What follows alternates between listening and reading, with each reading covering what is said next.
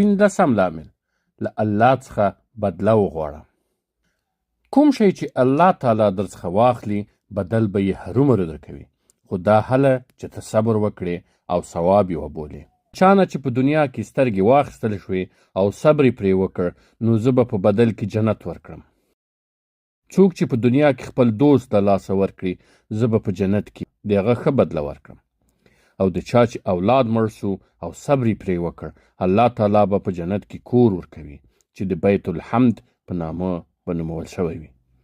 نو په یو مصیبت هم مه غمجن کېږه، ځکه دا څه چې تا ته رسیږي الله تعالی یې ستا لپاره په بدله کې جنت او نعمتونه لیکلي او ډېر لوی اجر لیکلی دی.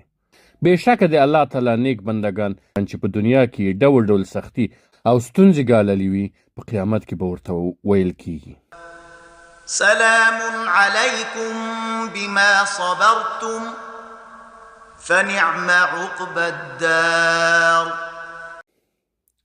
پر تاسې د سلام وي، دا ستاسې د صبر له امله، نو اوس دا ستاسې لپاره ډېر په زړه پورې له نعمتونو ډک کور یعنی جنت دی.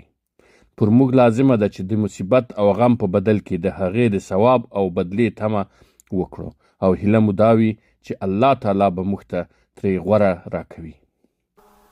اولئک علیهم صلوات من ربهم ورحمة واولئک هم المهتدون. پر دې خلکو د الله تعالی له لوري بخښنه او رحمت دی او همدوی پر سمه لار روان دي.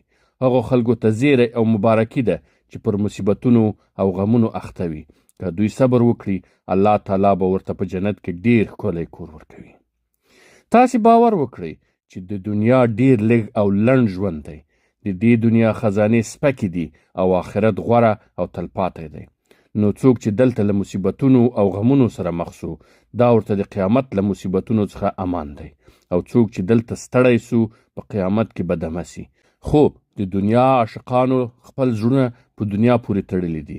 له دې امله د دوی پر زړه تر دې سخت بل حالت نه وي چې د دنیا په اړه له څه پیښې سره مخ سي.